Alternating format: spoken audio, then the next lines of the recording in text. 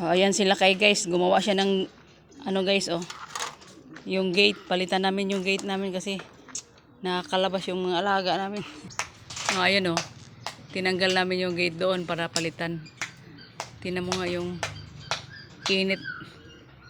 Pansin nyo guys. Ang init dito oh. Oh. Sobrang init. Oh, di ba guys? Kita nyo yung sikat ng araw? Pag may sinampay ka, tuyo ka agad, oh, di ba? Oh, tingnan mo nga. Oh, tingnan yung bunga ng ipil-ipil, oh. Puro na ano, oh. Oh, 'yan oh. Oh, wala nang ano, puro na brown yung kanyang bunga dahil sa sobrang init. Oh.